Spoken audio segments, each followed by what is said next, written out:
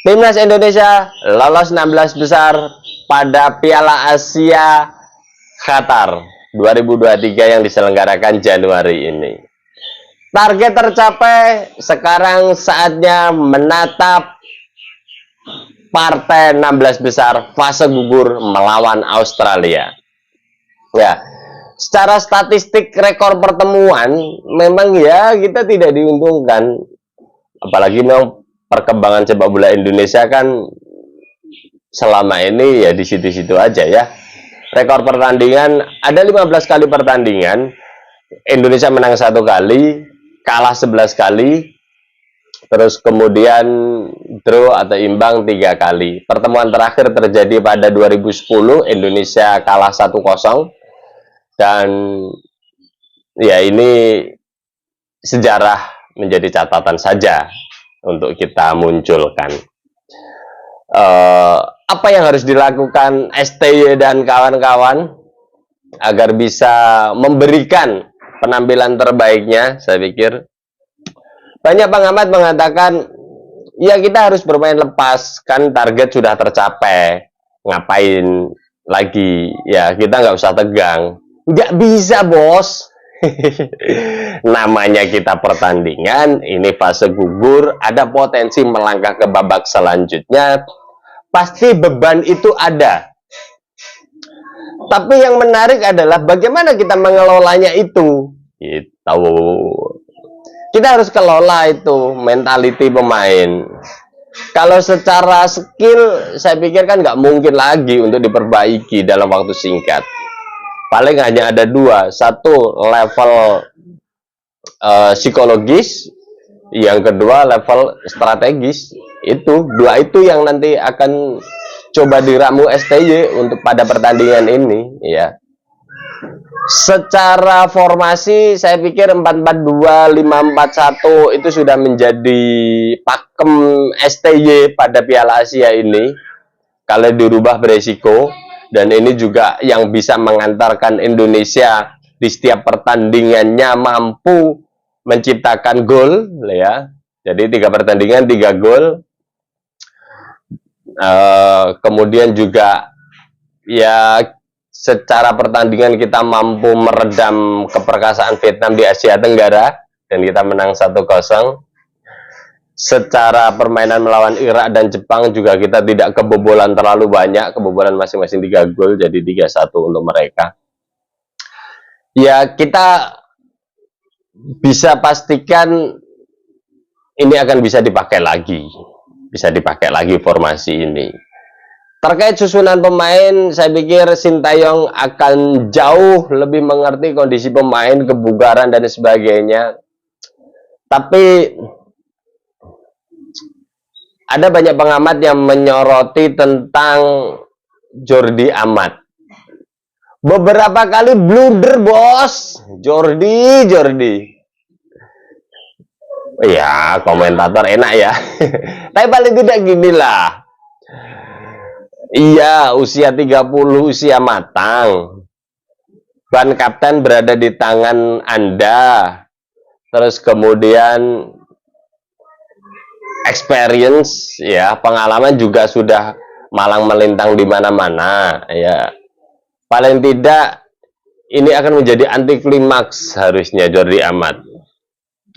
Bermain bagus lah, save dan sebagainya. Karena gini, Sintayong bisa jadi ya pilihannya itu dengan susunan pemain yang ada, pilihannya itu. Lah mau apa lagi? Pilihannya itu. Atau kalau mau bereksperimen sebenarnya tanpa Jordi Amat di babak pertama juga bisa.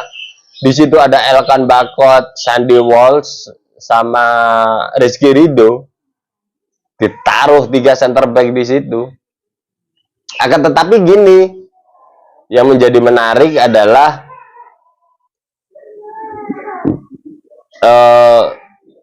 kepemimpinan itu, koordinasi sebenarnya. Koordinasi itu nanti di tangan siapa? Ya, sementara ya kalau Elkan Bakot masih sudah sering bermain lah, tapi Sandy Walsh kan baru beberapa pertandingan ikut menjadi bagian dari timnas, sehingga bisa jadi itu yang dipikirkan. Tapi kalau Coach Shin berani bereksperimen, saya pikir 3 center back di belakang ditaruh apa namanya, Elkan Bakot, Sandy Walsh, sama Rizky Ridho, saya pikir. Ya. Kalau di lini gelandang bertahan tak tergantikan lah 2 pemain itu ya, Jenner sama Hapner itu ya. Terus kemudian Pratama Arhan juga tak tergantikan. Lah ini yang menarik. Asnawi bisa jadi loh ya dimasukkan di babak pertama, karena kalau kondisinya fit, saya pikir spirit nasionalismenya tinggi, menggebu-gebu ya, itu menjadi kemampuan non teknis yang nanti akan bisa diperlihatkan Asnawi. Kalau di wingbacknya atau sayap-sayap kanan kiri, saya pikir Marcelino dengan Yakob Sayuri juga tak tergantikan. Struijk juga tidak tergantikan. Nah ini yang menarik, di bawah Struijk itu siapa? Gitu. Di bawah Struijk itu siapa? Saya kok malah menyoroti Mark Klok ya. Mark Klok ini bisa jadi pembeda loh ya. Secara skill oke. Secara umpan juga oke ya. Tapi syaratnya harus dimainkan di menit pertama agar adaptasinya bisa ada itu. Nah, atau sebenarnya saya menanti aksi dari Ramadan Sananta. Gak tahu, bisa jadi kondisinya mungkin cedera mungkin ya. Tapi saya sangat berharap, pada pertandingan yang kemarin pun saya sangat berharap Ramadan Sananta itu masuk. Tapi bisa jadi kondisi fisiknya yang tidak memungkinkan. Nah, pada pertandingan Australia masa pemulihan kan berjalan ya. Bisa jadi Ramadan Sananta juga bisa dimasukkan line up. Entah itu starter atau nanti bisa menjadi pemain pengganti. Ya. Tapi untuk permainan yang kuat di lini terutama penyerangan, Yakob Sayuri, Marcelino dengan Mark Klok, sebenarnya ini ide yang bagus juga. Itu. Kalau pakai Kambuaya, saya pikir belum lah, belum Kambuaya. Itu Mark Klok, saya pikir ketenangan itu nanti akan ada pembagian bola kan. Yang punya potensi lari di situ ada Yakob Sayuri, Struijk sama Marcelino. Kemudian apa namanya, Mark Klok berada di gelandang agak ke depan, agak serang, atau bisa jadi Jenner atau Hubner yang ditaruh di situ. Tapi lini tengah itu adalah Mark Klok, Jenner, Hubner. Kalau itu bisa dilakukan, saya pikir ini sebuah eksperimen yang menarik untuk kita tunggu ya. Di lini belakang babak pertama tanpa ada Jordi Amat. Di lini tengah kita masukkan Mark Klok. Sementara pemain-pemain yang gelandang serang, terutama yang bisa menyisir dengan kecepatannya, yang kecil-kecil itu, Witan, Egy, itu nanti bisa masuk di babak kedua, saya pikir. Agar apa ya, ketenangan itu terjadi di babak pertama. Ya. Kalau itu bisa kita lakukan, saya pikir Indonesia punya potensi. Saya melihat aura optimismenya tinggi di luar dari skill, level psikologis. Sintayong harus bisa memanfaatkan ini. Pak Erik juga. Pak Erick Thohir harus bisa memompa ini menjadi suatu letupan energi. Saya bayangkan jika semangat juangnya sama seperti di SEA Games, wah luar biasa itu, luar biasa itu. ditekan kebobolan, berhasil membalikan kedudukan, dihajar, diprovokasi, dipukul, ditendang, kita bisa meredam emosional itu dan menjadikan bouncing back yang luar biasa. Pada pertandingan ini nanti melawan Australia, kalau bisa seperti itu, saya yakin minimal 90 menit bermain imbang dan nanti berujung pada tendangan penalti. Ya, ini menarik. Adu penalti. Adu penalti ini menarik sebenarnya. Kalau ini nanti terjadi, pemain-pemain juga harus dipersiapkan siapa saja yang akan melakukan tendangan penalti. Kita belajar dari beberapa AFF kalau nggak salah ya, waktu kita kalah adu penalti itu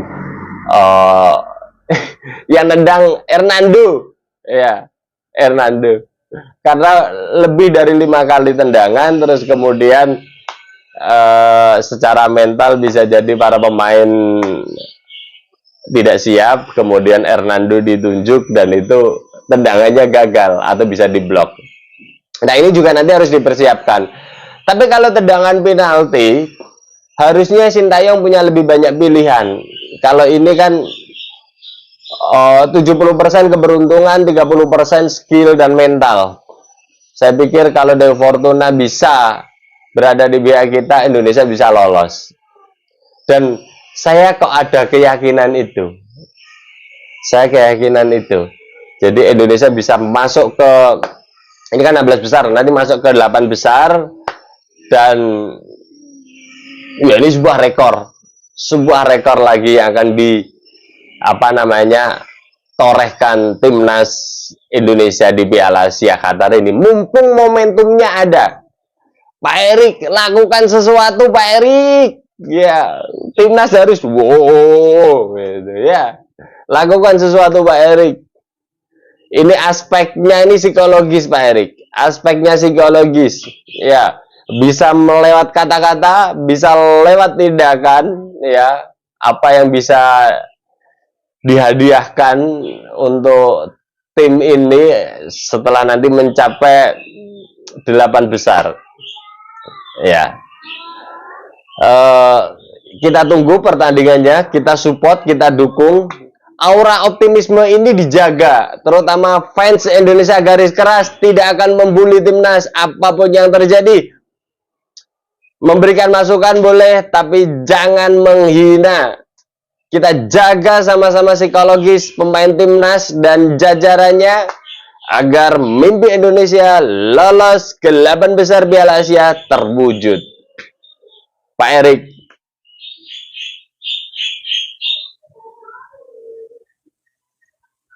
langkah 8 besar, keputusan ini ada di tangan Anda. Kami dukung 100% Pak Erik. Lanjutkan mimpi Indonesia 8 besar terwujud.